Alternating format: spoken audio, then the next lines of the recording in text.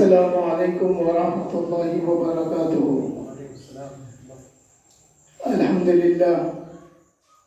للہ رب العالمین، والصلاة والسلام على سید الاولین والآخرین، نبی الانبیاء والمرسلین وعلى آلہ واصحابہ ومن تبعهم بإحسان إلى یوم الدین، اما بعد فأعوذ بالله من الشیطان الرجیم، بسم اللہ الرحمن الرحیم۔ قل ان الفضل بید اللہ یؤتیہ من یشاء واللہ واسع علیم، صدق اللہ العظیم وصدق رسوله النبی الامین الکریم ونحن على ذلك لمن الشاہدین والشاکرین۔ الحدیث عن علی بن ابی طالب کرم اللہ وجهه، كنا عند النبي صلى الله عليه وسلم استلعى أبو بكر وعمر رضي الله عنهما، فقال رسول الله صلى الله عليه وسلم هذان سيدا كهول أهل الجنة وشبابها من الأولين والآخرين إلا النبيين والمرسلين، أو كما قال عليه الصلاة والسلام۔ محمد مصطفیٰ کا جانشین صدیق اکبر ہے، بجز پیغمبروں کے سب سے اعلیٰ، سب سے برتر ہے۔ اگر منکر ہو کوئی فضل سے صدیق اکبر کے، میں حد مفتری ماروں گا، یہ فرمان حیدر ہے۔ علی مرتضیٰ کے قول پر حسرت کا ہے ایمان، محمد مصطفیٰ کا جانشین صدیق اکبر ہے۔ حاضرین و سامعین،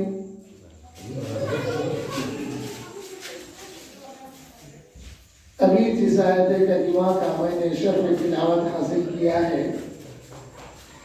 اس میں اللہ جل شانہ فرماتے ہیں قل ان الفضل بید اللہ یؤتیہ من یشاء۔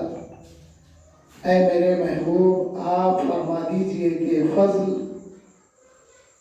اللہ کے ہاتھ میں ہے، وہ جسے چاہے دے۔ اب یہ بات کس سے کہی جا رہی ہے؟ آقا کریم صلی اللہ علیہ وسلم سے۔ بہت سارے احکام، بہت ساری باتیں اللہ تعالیٰ نے خود ڈائریکٹ فرمائی، لیکن یہاں پر جب اپنے فضل کا ذکر کیا، جب اپنی عطاؤں کا ذکر کرتا ہے اللہ تعالیٰ، تو نبی کے واسطے سے عطا کرتا ہے۔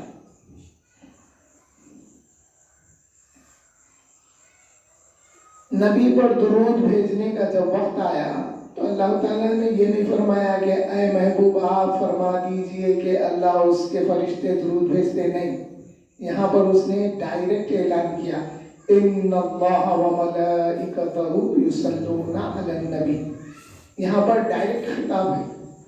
مگر جہاں پر عطا کی بات ہوتی ہے، وہاں نبی کے واسطے سے، نبی کے وسیلے سے، نبی کے توسط سے، نبی کے حوالے سے اللہ تعالیٰ عطا کرتے ہیں۔ اللہ فرماتے ہیں اے محبوب آپ بتا دیجئے کہ بے شک فضل میرے اختیار میں ہے، میں جسے چاہے اسے عطا کروں۔ فضل میری قدرت میں ہے، دست قدرت میں ہے، میں جسے چاہے اسے عطا کروں۔ اور پھر اللہ تعالیٰ عطا کرنے کے بعد کچھ لوگوں کو ہضم ہوتا، وہ اس کی تعریف کرتے، اس کی حمد بیان کرتے، اور کچھ لوگ ایسے ہوتے جن کو کسی کا فضل ہضم نہیں ہوتا۔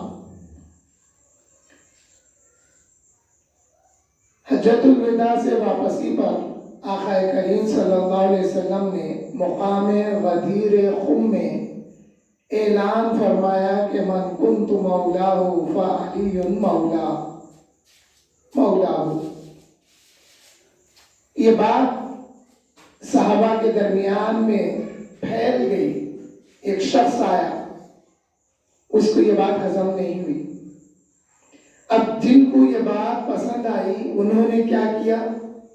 آپ حضرت عمر رضی اللہ تعالیٰ عنہ کو دیکھیں گے تو آپ نے حضرت علی کے بغل میں اپنا ہاتھ دے کر 2-4 قدم آپ رقص کرتے ہوئے فرمائے کہ واہ واہ اے علی، مبارک ہو آپ کو، آپ مومنین کے بھی مولا ہیں، میرے بھی مولا ہیں۔ تو یہ اظہار خوشی تھا فضل کے ملنے پر۔ فضل ملا کس کو؟ حضرت علی کو ملا، اور خوش کون ہو رہے؟ حضرت عمر رضی اللہ تعالیٰ عنہ۔ ایک شخص حاضر بارگاہ رسالت ہو کر عرض کرنے لگا، یا محمد صلی اللہ علیہ وسلم، آپ نے کہا کہ اللہ ایک ہے، اللہ کو مانو، ہم ایمان لائے اللہ پر۔ آپ نے فرمایا کہ اس نے نمازیں مقرر کی ہے، ہم نماز پڑھنے لگے۔ آپ نے فرمایا اس نے مال میں زکوٰۃ کا حکم دیا ہے، ہم زکوٰۃ ادا کرنے لگے۔ لیکن آپ یہ بتائیے کہ آپ جو فرما رہے ہیں من کنت مولاہ فعلی مولاہ، یا محمد صلی اللہ علیہ وسلم، یہ بتائیے کہ یہ بات آپ اپنے سے کہہ رہے ہیں یا اللہ کی طرف سے کہہ رہے ہیں؟ پوچھنے لگا، آپ اپنے چچا زاد بھائی کو یہ مقام اور مرتبہ جو دے رہے ہیں وہ آپ اپنی طرف سے کہہ رہے ہیں یا اللہ کی طرف سے؟ آقا کریم صلی اللہ علیہ وسلم نے فرمایا کہ اے شخص، جو میں کہہ رہا ہوں وہ اللہ کے کہنے پہ کہہ رہا ہوں۔ اللہ کا حکم ہوا کہ اے محبوب علی کے لیے اعلان کر دو من کنت مولاہ فعلی مولاہ، تو میں اعلان کیا ہوں۔ اتنا سننے کے بعد بھی اس کو ہضم نہیں ہوا۔ وہ شخص نگاہیں آسمان کی طرف کیا، کہنے لگا کہ یا اللہ، میں اپنی سواری تک پہنچنے سے پہلے اگر جو بات یہ محمد صلی اللہ علیہ وسلم کہہ رہے ہیں اگر یہ بات سچ ہے تو میں وہاں پہنچنے سے پہلے مجھ پر عذاب نازل کر۔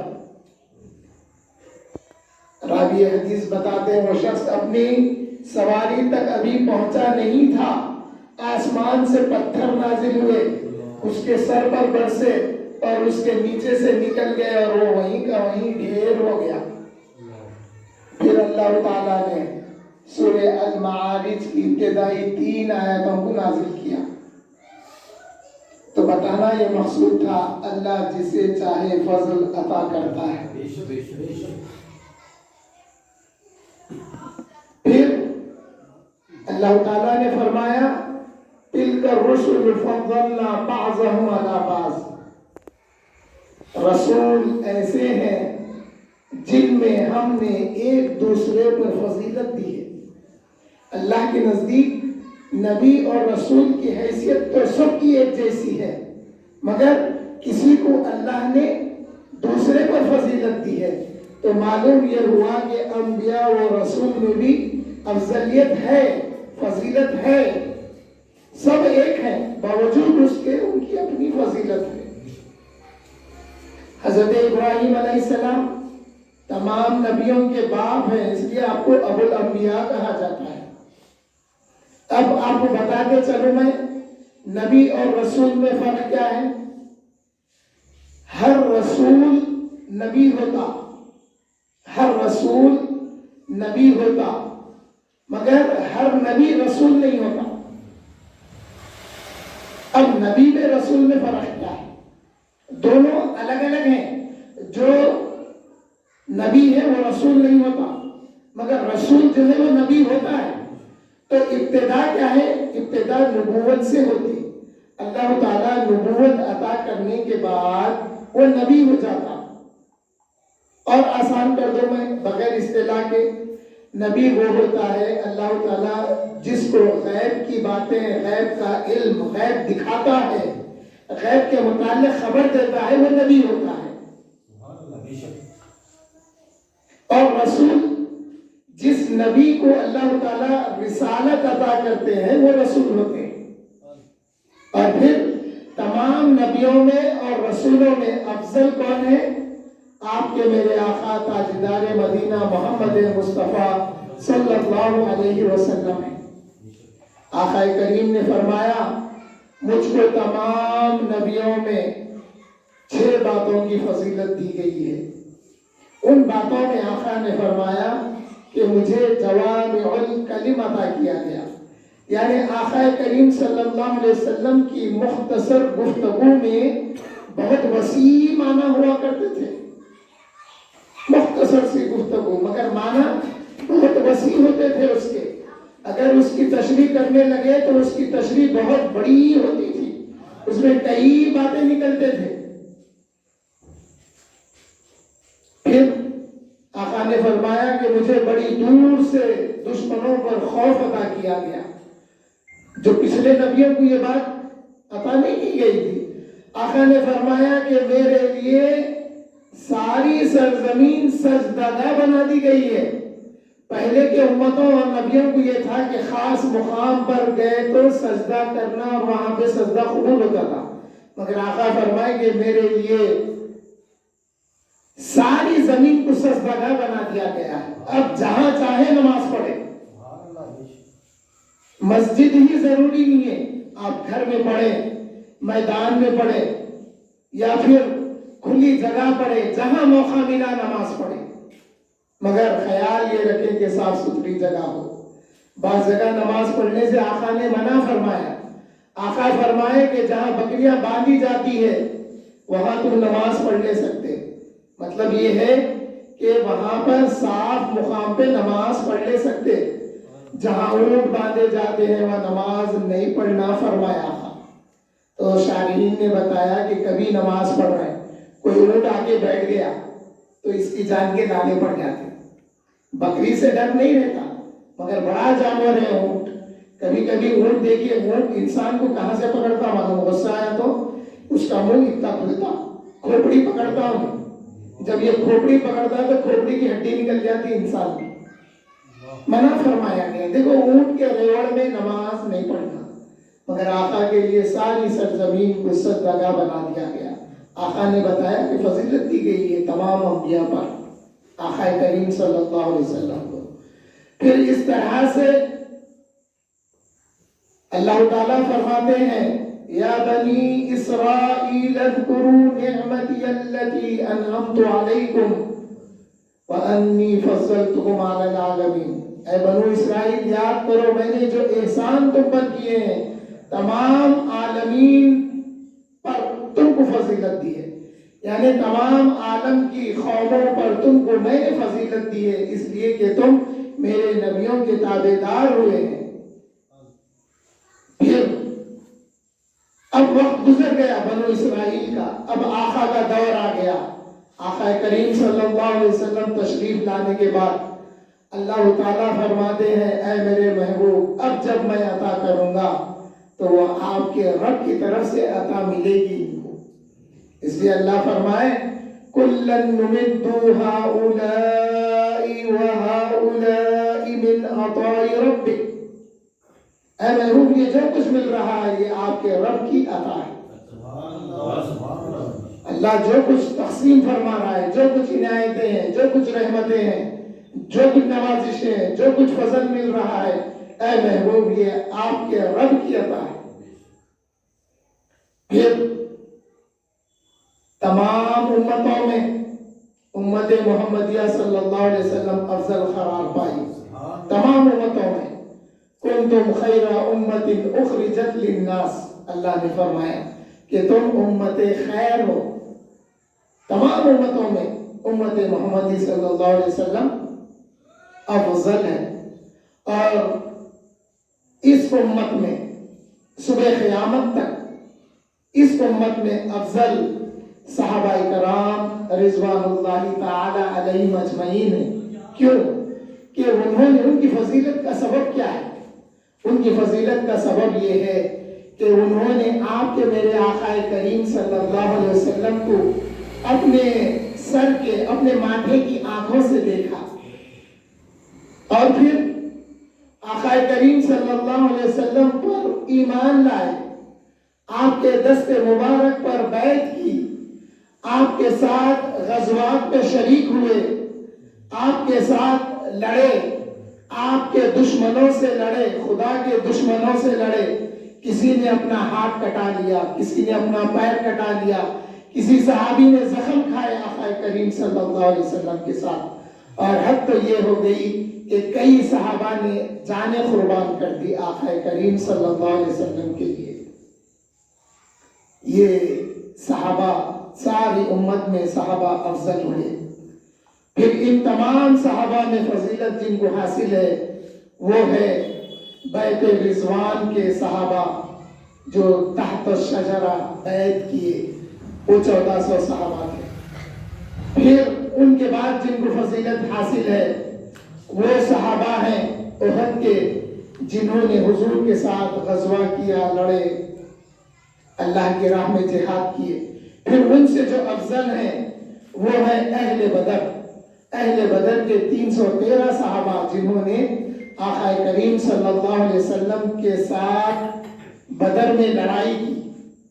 پھر اہل بدر کے بعد وہ 40 صحابہ جو ایمان لانے کی ترتیب میں حضرت عمر رضی اللہ تعالیٰ عنہ کے 40ویں ہوتے ہیں، وہ 40 صحابہ افضل ہیں۔ پھر ان 40 صحابہ میں وہ 10 مبشرہ افضل ہیں جنہیں رسول اللہ صلی اللہ علیہ وسلم نے ان کی اپنی زندگی میں ان کا نام لے کر بتایا کہ یہ جنتی ہیں۔ پھر ان 10 مبشرہ میں وہ 4 خلفائے راشدین افضل ہیں جن کے بارے میں آقا نے فرمایا کہ میرے بعد میرے خلفاء کی اطاعت اور تابعداری کرنا، جو راشد ہے اور مہدیین ہیں، جن کے پاس رشد ہدایت ہے۔ پھر ان 4 خلفاء میں افضل 2 ہو گئے جو حضرت ابو بکر اور حضرت عمر رہ گئے۔ پھر ان دونوں میں افضل جو ہیں وہ ہیں حضرت ابو بکر صدیق رضی اللہ تعالیٰ عنہ۔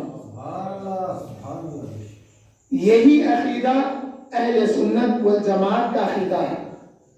عقیدہ بنتا کیسا ہے؟ سوال یہ ہوتا ہے کہ عقیدہ بنا کیسا، عقیدہ بنتا کیسا، عقیدہ بولتے کس کو؟ تو میں بتاؤں آپ کو، عقیدہ بنتا ہے اللہ کے حکم سے اور رسول اللہ کے فرمان سے۔ اللہ نے یہ نہیں فرمایا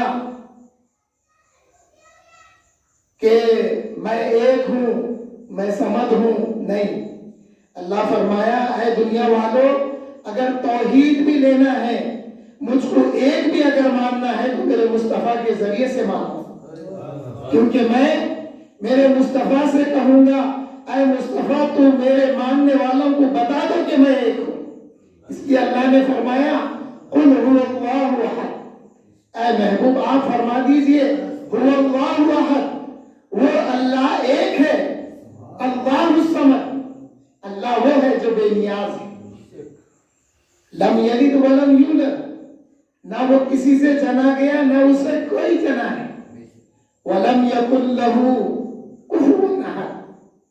اے میرے محبوب، جب دنیا ساری کائنات میں دیکھے گی، ڈھونڈے گی کہ کوئی ہے معبود جس کی عبادت کی جائے گی، تو پھر ولم یکن لہ کفوا احد، اس کے سوا کسی کو بھی نہیں پائے گی، وہ ایک ہے، اسی کی عبادت کرے۔ وَلَمْ يَكُنْ لَهُ، اس کے جیسا کوئی نہیں ہے۔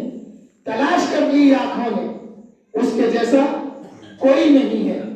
پھر اللہ تعالیٰ نے جو ایمان لائے ان کے بارے میں فرمایا اِنَّنَا سَمِعْنَا مُنَادِيًا يُنَادِي لِلْإِيمَانِ أَنْ آمِنُوا بِرَبِّكُمْ، اے اللہ ہم نے کسی ندا دینے والے کی ندا کو سنا کہ تم اپنے رب پر ایمان لاؤ، تو ہم نے ایمان لے آیا ہے۔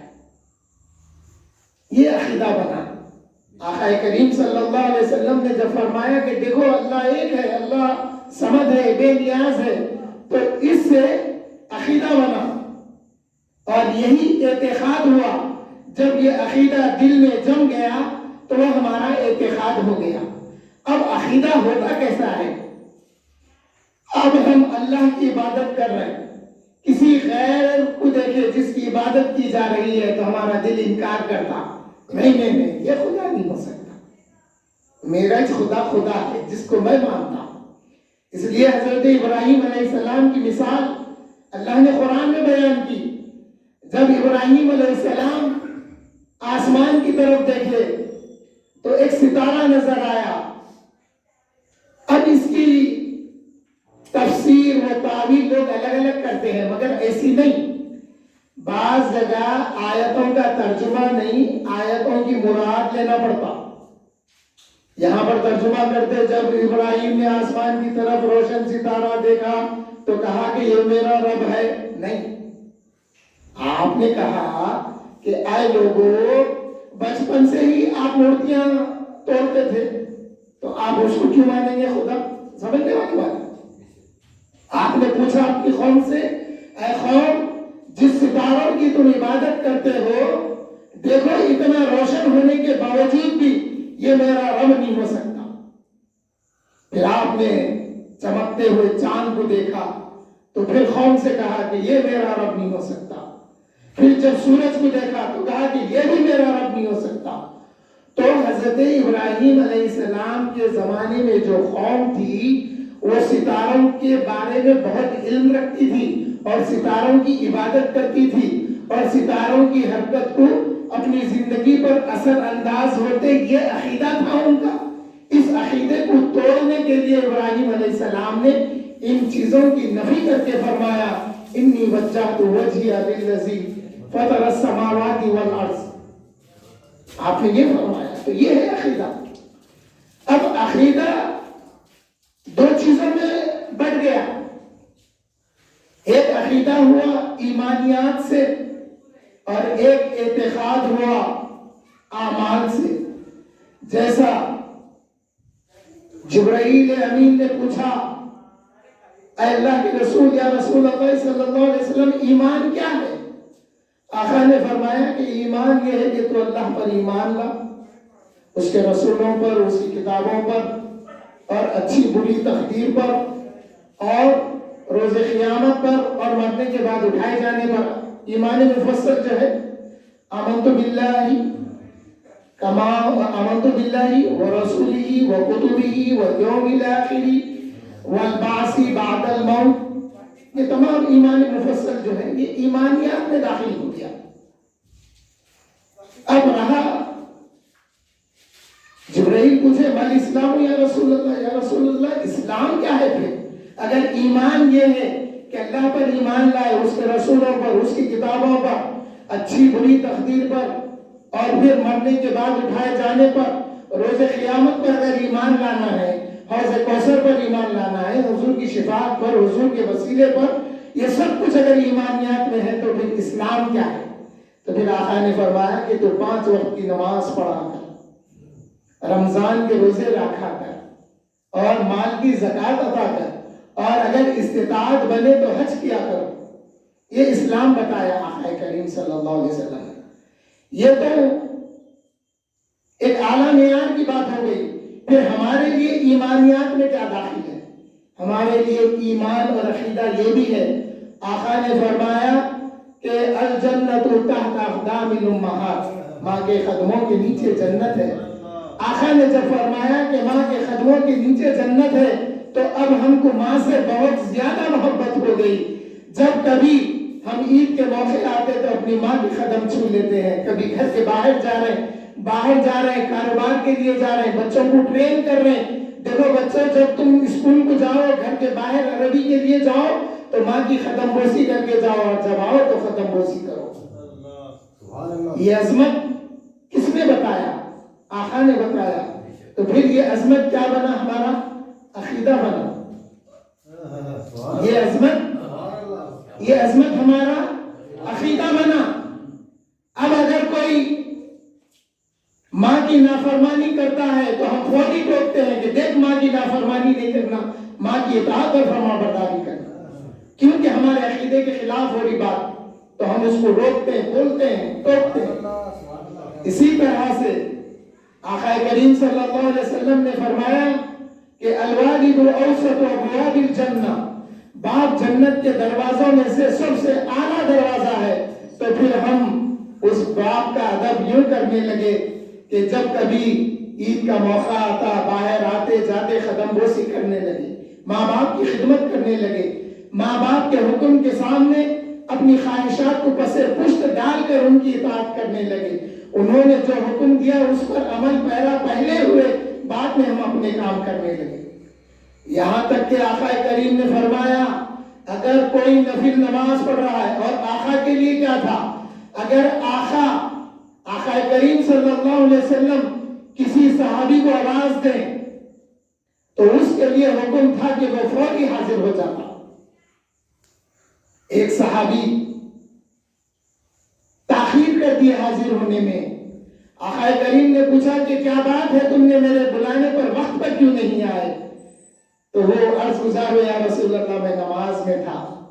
اللہ کی طرف سے آیتیں آ گئی کہ اے صحابہ سنو، میرا محبوب جب کبھی تم کو آواز دے، تم جس حالت میں ہو میرے محبوب کی بارگاہ میں حاضر ہو جانا۔ نعرہ تکبیر، اللہ اکبر، رسالت یا رسول اللہ، رسالت یا رسول اللہ، رسالت یا رسول اللہ۔ پھر آقا کریم صلی اللہ علیہ وسلم نے امتیوں سے فرمایا،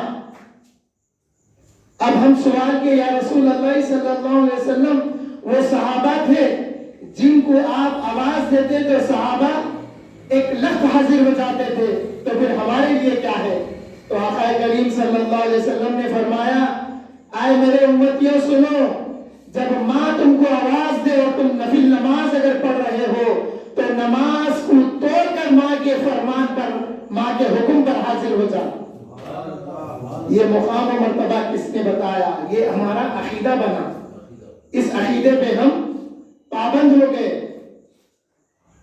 اسی طرح سے صحابہ کے مراتب بتائے، خلفاء کے مراتب بتائے، ام المومنین کے مراتب بتائے، جب ہم سنیں تو ان سے ہمارے دلوں میں محبت پیدا ہو گئی ان کے لیے۔ آئیے بلا تاخیر موضوع کی طرف آتا ہوں۔ اتنی تمہید بتانے کے بعد عقیدہ کیا ہے، اسلام کیا ہے، ایمان کیا ہے؟ جب ہم اپنے چچا ہے، چچا کے بارے میں فرمایا العم کوالد، چچا والد کے جیسے ہیں، اور کما قال علیہ الصلوۃ والسلام، تو ہم چچا کا بھی ادب کرنے لگے، یہاں تک کہ حضرت علی کرم اللہ وجہہ اپنے چچا حضرت عباس ابن عبد المطلب رضی اللہ عنہ کی قدم بوسی کرتے تھے، چچا ہے وہ۔ پھر ہم بھی اپنے بچوں کو کہیں گے بیٹا تو ایک بار قدم بوسی کر لے تاکہ علی کی سنت ادا ہو جائے۔ اگر بار بار وہ اپنے چچا کی قدم بوسی کر رہا تو ٹھیک ہے، کم سے کم ایک آدھ بار تو کرا لینا کہ مولا علی کی سنت ادا ہو جائے۔ یہ محبتیں کیوں پیدا ہوئی ہم کو؟ اس لیے کہ ان محبتوں کا صلہ پھر روز قیامت ملنے والا ہے۔ ایک شخص حاضر خدمت ہوا ہو کے عرض کرنے لگا، یا رسول اللہ صلی اللہ علیہ وسلم، میں آپ کے ساتھ مل کر جنگ کرنا چاہ رہا ہوں، غزوے میں شریک ہونا چاہ رہا ہوں تاکہ جنت حاصل ہو جائے۔ تاجدار مدینہ آقا کریم نے پوچھا کیا تیری ماں زندہ ہے؟ عرض کرنے لگا یا رسول اللہ جی ہاں ماں زندہ ہے۔ آقا فرمائے امسک رجلہا ان فیہا الجنہ، کہ تو اپنی ماں کے قدم کو تھامے رکھ، اسی میں تیرے لیے جنت ہے۔ پھر ایک موقع پر ایک شخص آیا، آگے کہنے لگا یا رسول اللہ میں آپ کے پاس حاضر ہو گیا ہوں اور میں آپ کے ساتھ لڑ کے اللہ کی راہ میں مر جانا چاہتا ہوں، اور جب میں آ رہا تھا میری ماں رو رہی تھی۔ آقا فرمائے کہ اے شخص لوٹ جا اپنی ماں کی طرف، جس طرح سے تو نے اپنی ماں کو رلایا ہے واپس جا کر اپنی ماں کو خوش کر دے، اسی میں تیرے لیے جنت ہے۔ تو معلوم کیا ہوا؟ یہ محبتوں پر عمل پیرا ہونے سے جنت ملنے والی ہے۔ اور پھر جنت ہے کیا؟ جنت وہ ٹھکانہ ہے جہاں پر نعمتوں کے علاوہ سب سے بڑی نعمت کیا ہوگی؟ اہل جنت سے اللہ تعالیٰ پوچھے گا اے اہل جنت، ایک اپنی تجلی فرمائے گا اس کے شان کے مطابق، تجلی فرما کے پوچھے گا اے اہل جنت کیا تم میری جنت سے خوش ہیں؟ اہل جنت کہیں گے یا اللہ اتنی نعمتیں ہیں ہمارے گمان میں بھی نہیں آتی، ہم سوچے بھی نہیں تھے ہماری سوچ بھی کام نہیں کرتی، اس سے زیادہ نعمتیں ہمیں حاصل ہو گئی ہے۔ اللہ فرمائیں گے کہ میں کچھ اور بھی عطا کرنے والا ہوں۔ اب تعجب سے بولیں گے یا اللہ اتنا سب کچھ ملنے کے بعد اور کیا باقی رہ گیا ہے؟ اللہ تعالیٰ فرمائیں گے اے اہل جنت سنو، میرا دیدار اور میری رضامندی باقی ہے۔ جب اللہ کا دیدار ہوگا اور وہ راضی ہو جائے گا تو پھر ابد الآباد تک جنتی جنت میں ہی رہیں گے۔ تو یہ نعمتیں ہیں، یہ عقیدے کی بنیاد پر ہے۔ اب آئیے پھر اور آسان عقیدہ بتا دیتا ہوں۔ ایک شخص حاضر خدمت ہوا، دیہاتی یعنی کھیڑے گاؤں میں رہنے والے۔ کھیڑے گاؤں میں رہنے والوں کی اکثر مصروفیات جانور چرانا، کھیتی باڑی وغیرہ ہوتی ہے، وہ زیادہ تر پڑھے لکھے نہیں ہوتے۔ ایک دیہاتی شخص آ کے، اور آپ دیکھیں گے دیہاتیوں میں بات کرنے کا بالکل سیدھا سیدھا طریقہ رہتا، یہ گھما کے نہیں لاتے شہر والوں کے جیسا، اور شہر میں بھی کچھ سیدھے سادے لوگ رہتے ہیں۔ آفتاب خطابت تشریف لا چکے ہیں۔ نعرہ تکبیر، اللہ اکبر، نعرہ رسالت، یا رسول اللہ، آفتاب خطابت، وہ دیہاتی شخص عرض گزار ہوئے، میں بتا رہا تھا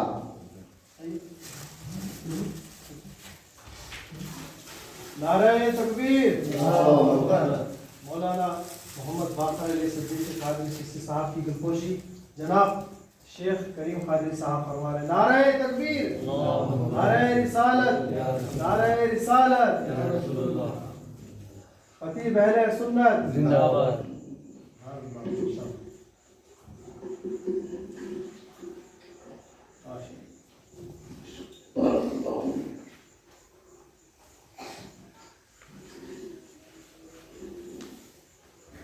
میں بتا رہا تھا کہ وہ دیہاتی شخص حاضر ہوئے، اور میں بتا رہا تھا کہ دیہاتی جو ہوتے ہیں ان میں بات کرنے کا سیدھا سیدھا طریقہ ہوتا، شہر والوں کی طرح گھما پھرا کے بات نہیں کرتے، اور شہر میں بھی کچھ سیدھے سادے لوگ ہوتے ہیں جو سیدھی سیدھی بات کر دیتے ہیں۔ وہ شخص نے سیدھا سادہ سوال، یا رسول اللہ صلی اللہ علیہ وسلم قیامت کب آئے گی؟ آقا فرمائے کہ تو نے قیامت کی کیا تیاری کر رکھی ہے؟ وہ شخص عرض گزار ہوئے یا رسول اللہ نہ کثرت نماز ہے، نہ روزہ ہے، نہ صدقہ ہے، مگر یہ ہے کہ میں اللہ اس کے رسول سے محبت رکھتا ہوں۔ اس حدیث کو بتانے کے بعد میں تھوڑی تشریح کر دیتا ہوں تاکہ غلط فہمی نہ ہو جائے۔ انہوں نے عرض کیا کہ یا رسول اللہ نہ کثرت نماز، نہ روزہ، نہ صدقہ ہے، مطلب یہ ہے صحابی ہو کے نماز نہیں پڑھتے تھے کہ 5 وقت کی، ایسے انہیں پڑھتے نماز، سارے نمازاں انہیں پڑھتے۔ اب دیہاتی ہونے کی وجہ سے کبھی کبھی زراعت اور جانوروں کو نگرانی کرنے میں کبھی تھک گئے کرے تو ہو سکتا ہے نفل نماز کبھی نہیں پڑھے ہوں گے، اس لیے عرض کرے فرض تو ادا کرتے تھے، نفل کی کمی ہے۔ تو آقا کریم نے فرمایا کہ اے شخص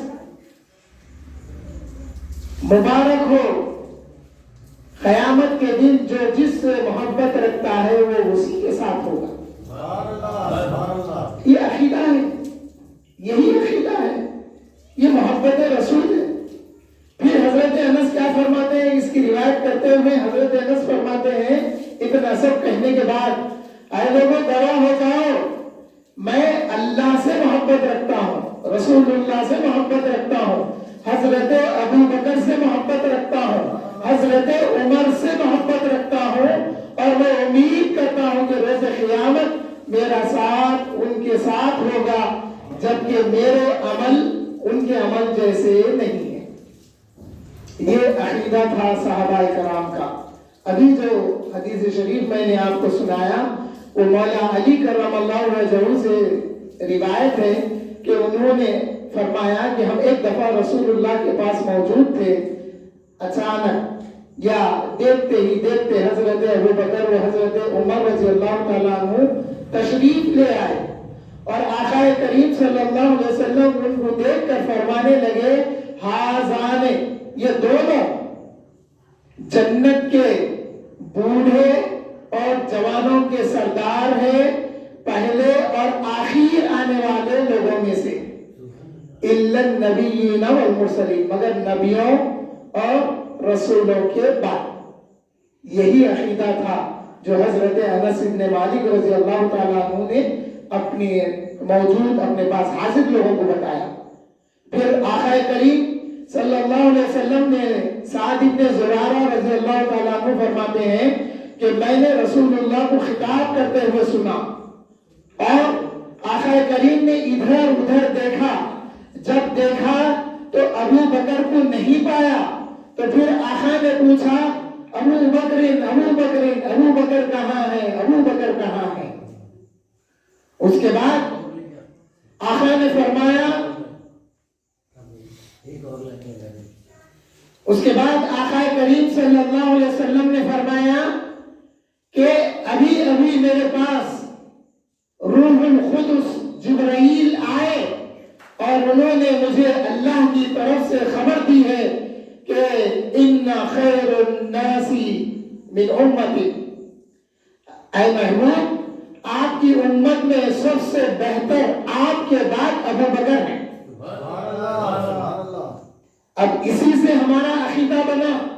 حضرت عبداللہ ابن عمر فرماتے ہیں کہ ہم حضور صلی اللہ علیہ وسلم کے عہد مبارک میں، حضور کی حیات ظاہری میں ہی ہم تمام صحابہ کے درمیان سب سے افضل ابو بکر صدیق کو مانتے تھے۔ اور پھر حضرت عبداللہ ابن عمر یہ بھی فرماتے ہیں کہ یہ بات حضور صلی اللہ علیہ وسلم کو معلوم تھی اور آقا نے کبھی منع نہیں کیا۔ تو یہ عقیدہ صحابہ کا تھا کہ تمام صحابہ میں افضل حضرت ابو بکر و عمر ہیں، اور دونوں میں افضل حضرت ابو بکر صدیق رضی اللہ تعالیٰ عنہ ہے۔ چونکہ ہمارے جلسے کا عنوان افضلیت حضرت سیدنا ابو بکر صدیق رضی اللہ تعالیٰ عنہ ہے، تو اسی لیے میں افضلیت کی بات بتا کے آپ کو اپنی بات کو پوری کر لیتا ہوں۔ آج دیکھیے شہر حیدرآباد کے جلسوں کا عنوان دیکھیے، کہیں پر فیضان صدیق اکبر ہے، کہیں پر مناقب سیدنا ابو بکر صدیق ہے، مگر کہیں پر بھی آپ کو افضلیت کا عنوان نظر نہیں آئے گا سوائے مرکزی مجلس اہل سنت والجماعت کے۔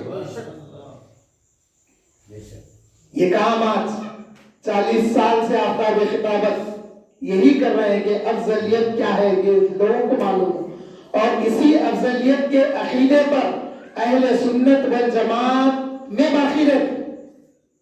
اگر یہ عقیدہ افضلیت کا نہیں رہا تو پھر اہل سنت والجماعت سے خارج ہو جاتے۔ ہم اگر کچھ بتاتے ہیں تو یہ عین شے نہیں ہوتے، ہمارے پاس پوری اسٹڈی ہوتی ہے اور پورے ریفرنسز کے ساتھ بات بتاتے ہیں۔ تو پھر آئیے میں بتاؤں آپ کو، جب تمام صحابہ کا یہ عقیدہ تھا کہ تمام صحابہ میں افضل اگر کوئی ہے تو حضرت سیدنا ابو بکر صدیق رضی اللہ تعالیٰ عنہ ہے، اور اس امت میں نبی کے بعد اگر کوئی بہتر ہے تو وہ حضرت ابو بکر صدیق رضی اللہ تعالیٰ عنہ ہے۔ تو اسی سے اہل سنت والجماعت کا عقیدہ بنا۔ پھر سوال ہوا کہ اہل سنت والجماعت کا عقیدہ کیسا ہوا؟ تو بھائی سیدھی بات ہے، رسول اللہ نے فرمایا کہ اللہ نے جبرائیل کے ذریعے مجھے خبر دی ہے کہ میری امت میں سب سے بہتر میرے بعد ابو بکر ہوں گے، تو یہ رسول اللہ کا فرمان ہوا، اور صرف اس فرمان کو صحابہ مانتے ہوئے یہ عقیدہ جما لیے کہ ہم تمام صحابہ میں سب سے افضل حضرت ابو بکر صدیق کو مانتے تھے، یا ہم حضرت ابو بکر صدیق کے علاوہ کسی کو افضل نہیں مانتے تھے۔ یہ عقیدہ تھا صحابہ کا، یہی عقیدہ اہل سنت والجماعت کا قرار پایا۔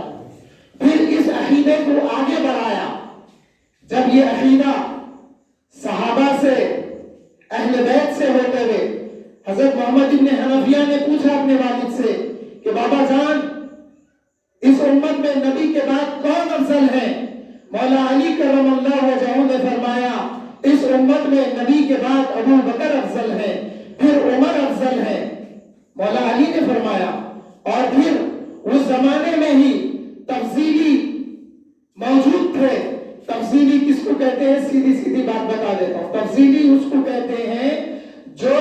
حضرت ابو بکر پر حضرت علی کو فضیلت دے وہ تفصیلی ہے اور وہ بدعتی ہے. علماء نے پہلے کے بتایا ہے, ائمہ نے بتایا ہے کہ وہ ایسا کرنے والا شخص بدعتی ہے. میں آگے بتاؤں گا آپ کو. تو پھر اہل بیت میں نہ صرف یہ ہوا بلکہ ابو جحیفہ ایک مولا کریم صلی اللہ علیہ وسلم کے ساتھیوں میں سے تھے. ان کو بڑی محبت تھی مولا علی سے. نہ صرف محبت تھی بلکہ حضرت ابو بکر سے افضل حضرت علی کو سمجھتے تھے. ایک بار انہی سے خطاب کر کے مولا علی بتا دیے. مولا علی فرمانے لگے اے ابو جحیفہ کیا میں تم کو یہ نہ بتا دوں کہ اس امت میں نبی کے بعد کون افضل ہے؟ سبحان اللہ. ابو جحیفہ انتظار ہوئے, یا مولانا یا علی کرم اللہ وجہ بتا دیجئے. تو میں سمجھ گیا کہ آپ بتا دیجئے میرے دل کو تشفی ہو جائے گی, جو دل میں میرے عقیدہ ہے وہ عقیدہ پختہ ہو جائے گا, وہ یہ سمجھے ہوں گے. مگر مولا علی فرمانے لگے اے ابو جحیفہ سنو, اس امت میں نبی کے بعد سب سے افضل ابو بکر ہیں. پھر اسی بات کی تشہیر اور اسی بات کا اعلان مولا علی نے کوفے کے منبر سے کیوں فرمایا؟ اس لیے کہ یہ بات اس زمانے میں مشہور ہوتی جا رہی تھی کہ ابو بکر سے افضل علی ہے. تو پھر مولا علی نے اپنے دور خلافت میں کوفے کے منبر پر کھڑے ہو کر فرمایا کہ اگر کوئی مجھ کو شیخین پر فضیلت دے گا تو میں اس کو حد مفتری ماروں گا. ایک جگہ یہ آیا اور ایک جگہ آیا کہ میں 80 کوڑے ماروں گا. تو مفتری کس کو کہتے ہیں؟ مفتری کا معنی ہے الزام تراشی کرنا, الزام لگانا. مولا علی افضل نہیں ہے. مولا علی کے لیے کہنا کہ ابو بکر سے افضل آپ ہیں, تو مولا علی فرمانے لگے کہ ایسا کہنے والے کو میں حد مفتری یعنی مفتری کی سزا دوں گا. وہ مفتری کی سزا 80 کوڑے تھی. اور مولا علی فرمائے کہ مجھے معلوم ہوا ہے اگر یہ بات میں کو پہلے سے معلوم ہوتی تو میں یہ قانون لاگو کر دیتا کہ جو کوئی مجھ کو فضیلت دے ابو بکر پر تو اس کو 80 کوڑے مارے جائیں گے. تو اس وقت سے مولا علی نے اعلان کیا. اسی لیے بحر العلوم نے فرمایا علی مرتضی کے قول پر حسرت کا ہے ایمان, محمد مصطفیٰ کا جانشین صدیق اکبر. یہ عقیدہ اہل بیت کا تھا, یہی عقیدہ امام جعفر صادق کا تھا, یہی عقیدہ امام باقر کا تھا, یہی عقیدہ امام زین العابدین کا تھا, یہی عقیدہ اہل بیت کا تھا. پھر یہ عقیدہ صحابہ اور اہل بیت سے ہوتے ہوئے ائمہ اربعہ کے پاس جب آیا تو امام اعظم سے پوچھا گیا کہ اے امام اعظم بتائیے اہل سنت والجماعت کی علامت کیا ہے, نشانی کیا ہے؟ تو آپ نے فرمایا کہ شیخین کو تمام صحابہ پر افضل سمجھنا اور ابو بکر و عمر میں حضرت ابو بکر کو افضل سمجھنا اور ختنین سے محبت کرنا. ختنین یعنی ختن کہتے ہیں داماد کو, ختنین یعنی دونوں دامادوں سے محبت کرنا, یعنی حضرت عثمان سے اور حضرت علی کرم اللہ وجوہہم, یہ دونوں سے محبت کرنے کا نام اہل سنت والجماعت ہے.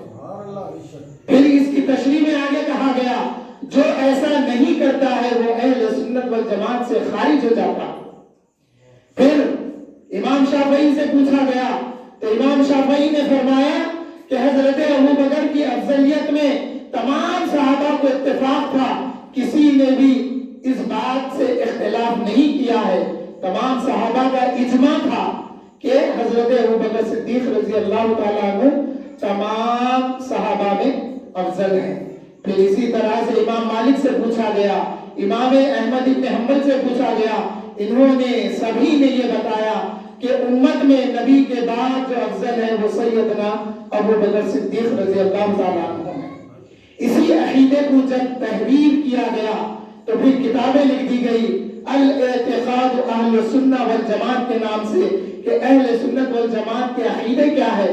تو ان عقیدوں میں اس عقیدے کو بھی لکھا گیا کہ تمام امت میں نبی کے بعد جو افضل ہے وہ حضرت ابو بکر صدیق رضی اللہ تعالیٰ عنہ ہے. آخری بات بتا کے میں اپنی بات کو پوری کر لیتا ہوں. اب اگر کوئی کہے اب اگر کوئی کہے کہ ہم تمام صحابہ کی عزت اور احترام کرتے ہیں، اسی طرح سے چاروں خلفاء کا ادب اور احترام کرتے ہیں، ان کو صحابی مانتے ہیں، ان کو جنتی مانتے ہیں، ان کو سب کچھ مانتے ہیں، مگر حضرت علی کرم اللہ وجہہ کو حضرت ابو بکر پر فضیلت دیتے ہیں، تو یہ کون ہے؟ اس کی تشریح غنیۃ الطالبین میں پیران پیر غوث اعظم دستگیر رضی اللہ تعالیٰ عنہ نے بھی کی اور دوسرے علماء نے بھی کی ہے۔ انہوں نے یہ بتایا کہ ایسا عقیدہ رکھنے والے شیعوں میں کا ایک گروہ ہے زیدیہ۔ وہ زیدیہ فرقے کا یہ عقیدہ ہے کہ یہ کسی صحابہ کی شان میں بے ادبی، گستاخی، بدتمیزی کے الفاظ نہیں کہتے، سب کو صحابہ مانتے، خلفاء کو خلفاء مانتے، مگر ان کا عقیدہ خراب یہ ہے کہ یہ حضرت ابو بکر پر حضرت علی کو فضیلت دیتے ہیں، جبکہ مولا علی کو دیکھ کر ایک موقع پر، کسی اور موقع پر حضرت ابو بکر مسکرانے لگے۔ حضرت علی پوچھے کہ یا ابو بکر کیا بات ہے، آپ مجھے دیکھ کر بڑے خوش ہو رہے ہیں، بڑا اظہار مسرت کر رہے ہیں؟ تو حضرت ابو بکر فرمانے لگے کہ یا علی ابن ابی طالب، یا علی کرم اللہ وجہہ، میں نے رسول اللہ کو سنا ہے کہ کوئی شخص بھی تمہاری اجازت کے بغیر جنت میں نہیں جائے گا۔ حضرت علی فوری جواب دیے، یا ابو بکر میں نے بھی رسول اللہ سے سنا ہے، رسول اللہ نے مجھے نصیحت کی ہے، رسول اللہ نے مجھے وصیت کی ہے کہ یا علی جس کے دل میں ابو بکر کی محبت نہ ہو اس کو جنت میں داخلے کا پروانہ نہ دینا۔ پھر آئیے ایک اور پوائنٹ کی طرف لاتا ہوں آپ کو۔ جنت کے 8 دروازے، ایک دروازہ جس کا نام ہوگا صلاۃ، نماز، دوسرا دروازے کا نام ہوگا جہاد، تیسرے دروازے کا نام ہوگا صدقہ، چوتھے دروازے کا نام ہوگا حج، پانچویں دروازے کا نام ہوگا الکاظمین وعفا عن الناس وعافین عن الناس، لوگ جو غصے کو پی جاتے ہیں اور لوگوں کو معاف کر دیتے ہیں، دروازے کا نام ہوگا۔ اس سے وہ لوگ داخل ہوں گے جو اسلام میں رسول اللہ کی محبت میں اپنے غصے کو پی جاتے ہیں، لوگوں کو معاف کر دیتے ہیں، ان کو اس دروازے سے جانے کا موقع ملے گا۔ پھر ایک دروازے کا نام ہوگا علم یا ذکر، اور پھر اس طرح سے 8 دروازے کے نام ہوں گے۔ تو پھر آقا کریم صلی اللہ علیہ وسلم نے فرمایا، اے ابو بکر تم میری امت میں پہلے وہ شخص ہوگے جو جنت میں داخل ہوگے۔ تو پھر سوال ہوا جب حضرت ابو بکر پہلے داخل ہوں گے تو پھر رسول اللہ نے ایک موقع پر یہ بھی فرمایا کہ میں وہ ہوں گا، میں وہ پہلا ہوں گا جو جنت کے دروازے پر دستک دوں گا، تو اللہ جل شانہ میرے استقبال کے لیے اپنے شان کے مطابق وہ آ کر جنت کا دروازہ جب کھولے گا تو جب میں داخل ہوں گا تو میرے ساتھ ابو بکر اور عمر ہوں گے۔ تو پھر اس بات سے سمجھنے کا کیا طریقہ ہے؟ وہ یہ ہے کہ رسول اللہ پہلے داخل ہوں گے، پھر حضرت ابو بکر ہوں گے، پھر حضرت عمر ہوں گے۔ پھر آقا نے جب اپنے صحابہ کو بتایا کہ جنت کے 8 دروازے ہیں، نماز کا پابند اور نمازیں، نفل نمازیں وغیرہ وغیرہ پڑھنے والا اس دروازے سے آواز دیا جائے گا کہ اے نمازی آپ جنت کے اس دروازے سے داخل ہو جاؤ۔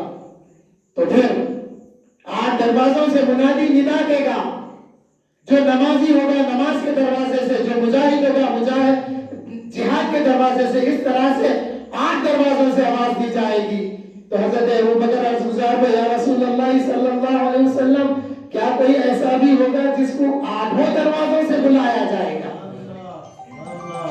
آقا کریم صلی اللہ علیہ وسلم نے فرمایا کہ ہاں اے ابو بکر، میں امید کرتا ہوں کہ جنت کے 8 دروازے سے منادی تمہارا نام لے کر ندا دے گا اور تم کو جنت میں بلائے گا، استقبال کیا جائے گا۔ تو پھر اب سمجھنے کی بات بتاتا ہوں، میں بات میں سے بہت نکلتی بات اور عقیدہ مضبوط ہوتے جاتا۔ جب 8 دروازوں سے آواز دی جائے گی تو حضرت ابو بکر صدیق رضی اللہ تعالیٰ عنہ 8 دروازوں سے داخل ہوں گے جنت میں۔ جیسا باب الصلاۃ ہے، باب सलात में अब ये नहीं समझना चाहिए कि एक दरवाजे से दाखिल होंगे तो दूसरे दरवाजे से कैसे दाखिल होंगे। अरे वो अल्लाह की कुदरत है, अल्लाह चाहा तो 8 दरवाजों को एक जा कर देगा, वो 8 दरवाजों से दाखिल हो जाएगा। समझना आसान है आज के दौर में। आप ये मत समझिए, ऐसा मत समझिए एक दरवाजा, 2 दरवाजे, 3 दरवाजे दाखिल कैसा होंगे। अरे भाई ऐसा भी हो सकता, एक दरवाजा, दूसरा, तीसरा, चौथा, 5वां, 8 दरवाजे जब दाखिल हुए एक बार तो सारे दरवाजे पार कर गए। जब आप नमाज के दरवाजे से दाखिल हो जाएंगे तो फिर मुनादी आवाज देगा, ऐ नमाज की पाबंदी करने वाले अब आओ, क्योंकि अबू बकर दाखिल हो गए। ये मुकाम है हजरत अबू बकर सिद्दीक रज़ी अल्लाह ताला अन्हु का। अल्लाह ताला से दुआ करो कि अल्लाह हमें मोहब्बत है हजरत अबू बकर व हजरत उमर अता फरमा। अल्लाह हमें चारों खुलफा की मोहब्बत अता फरमा। अल्लाह हमें अहले बैत की मोहब्बत अता फरमा। अल्लाह हमें सहाबा की मोहब्बत अता फरमा। या अल्लाह हमें रसूलुल्लाह की मोहब्बत अता फरमा। या अल्लाह हमें आपका खौफ भी अता फरमा। तवफ़्फ़ना मुस्लिमन व अलहिक़ना बिस्सालिहीन الذين أنعم الله من النبيين والصديقين والشهداء والصالحين وحسن أولئك رفيقا سبحان ربك رب العزة عما يصفون وسلام على المرسلين والحمد لله رب العالمين.